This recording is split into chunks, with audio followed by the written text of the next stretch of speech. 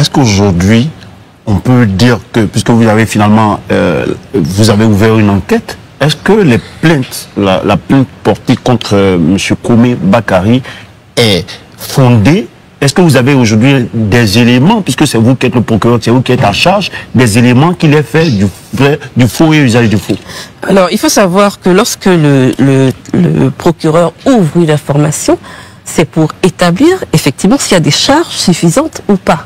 Le juge d'instruction instruit à charge et à décharge. C'est-à-dire, il va avoir tous les éléments qui permettent de dire qu'effectivement, M. Komé a commis du faux, il y a eu des complicités, ou s'il n'a pas commis. À l'issue de l'information, le juge d'instruction qui estime qu'il y a des charges le renvoie devant le tribunal qui va donc le juger si les faits sont établis. N'empêche que les Ivoiriens estiment que dans le cas Komé, il y a une certaine lenteur. Que non, il n'y a pas de lenteur. Il faut savoir que le juge d'instruction est saisi. Chers amis, nous allons suivre donc cette procureure qui a classé la plainte d'Assali Timoko sans suite, disant qu'il n'y a pas assez d'éléments.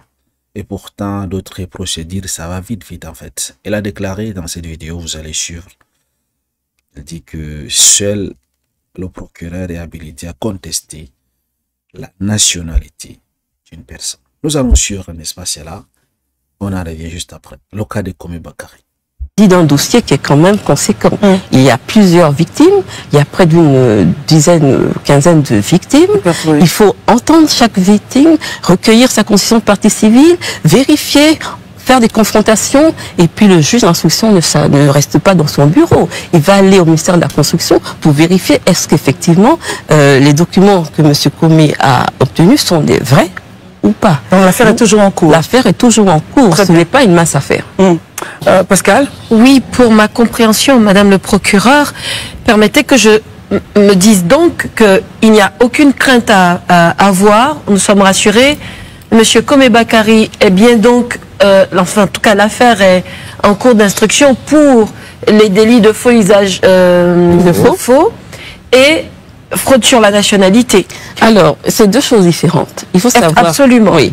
Il faut savoir que devant le juge d'instruction, c'est par rapport à la plainte de Madame Traoré qui a défrayé la chronique et tous les plaignants sur le fait que des ACD auraient été délivrés en fraude des droits des premiers acquéreurs. Là, le juge d'instruction est effectivement saisi. Le deuxième volet de la plainte porte effectivement sur la nationalité frauduleuse de M. Komé.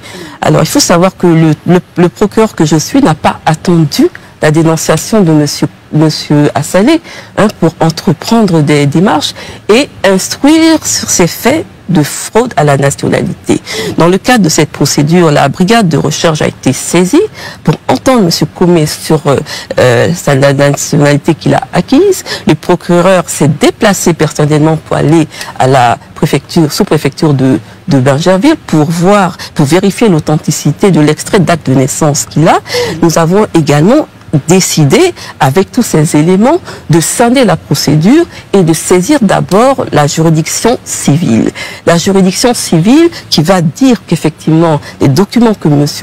Komé a en sa possession ne sont pas, comment dirais-je, ne sont pas authentiques et lui interdire d'en faire usage. Une fois que cette procédure sera terminée, puisque nous avons le procureur a compétence, a une compétence exclusive pour contester la nationalité d'un individu. Donc le tribunal, quand le procureur a saisi le tribunal de Bingerville d'une action en annulation de l'extrait d'acte d'état civil et en contestation de la nationalité. Voilà, vous avez vu, c'est le procureur qui a l'exclusivité de contester la nationalité d'une personne. Parce qu'on va essayer de voir ça avec le cas de Thiam. C'est quand même problématique en fait. Toutes les preuves sont réunies. Les enquêtes ont été creusées. Les journalistes d'investigation ont apporté assez de preuves. Les victimes traînent leurs preuves bien longtemps. Mais la procureure décide de dire la procédure est toujours en cours. Je ne sais pas qu'est-ce qu'ils attendent pour finir avec cette affaire de Komé Bakary, parce que il y a eu plusieurs victimes et les victimes sont là, les vidéos sont là, les preuves sont là en fait. c'est que la procédure est trop lente en fait. Je sais pas ce qui bloque, je sais pas ce qui bloque. Est-ce que Komi Bakari serait genre une personne intouchable, serait le genre de personne, je sais pas, qui a des relations avec les hautes sphères, genre des ministres, le ministre de la Défense, le ministre de l'Assemblée nationale, peut-être le président du Sénat.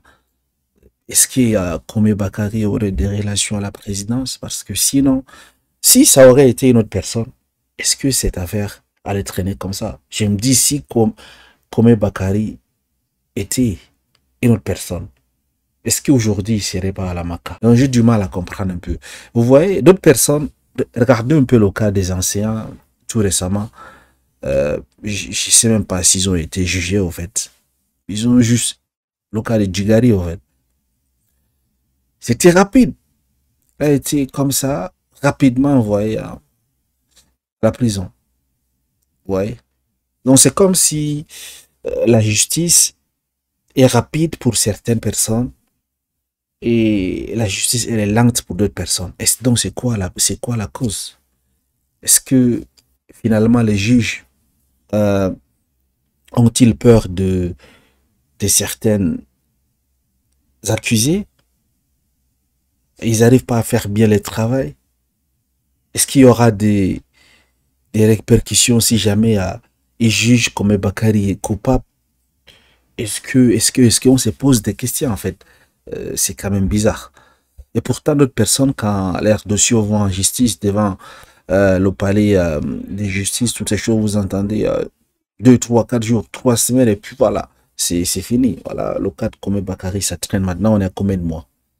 Vous voyez, beaucoup de personnes ont commenté ici. Il y a des personnes qui accusent la procureure d'être une malhonnête en fait. Par exemple, Karamoko Mohamed, le sage, il dit que en plus elle est malhonnête quand il y a plusieurs victimes. Est-ce tout pour la même cause? On vous dit, monsieur Komi Bakari a fraudé pour la nationalité, ce qui devrait être traité très bien et vite pour en servir d'exemple pour d'autres personnes. Si réellement Komi Bakari a fraudé sur la nationalité, en fait, normalement, allez juste vérifier ces documents, n'est-ce pas, pour voir est-ce réellement il a fraudé ou pas. Normalement, ça ne devrait pas prendre autant de temps. Et si jamais il s'avère que Komi Bakari n'est même pas ivoirien, et à partir de là, ils peuvent restituer les terres aux différents plaignants, en fait, tout simplement. La justice est compliquée en Côte d'Ivoire. Les amis, dites-moi, qu'en pensez-vous donc de la sortie de cette procureure? Voyez-vous comment est-ce que vraiment la justice va rendre justice pour des victimes ou bien ils vont protéger Komi Bakari? Merci de m'avoir reçu. Excellente soirée. À vous. À très bientôt.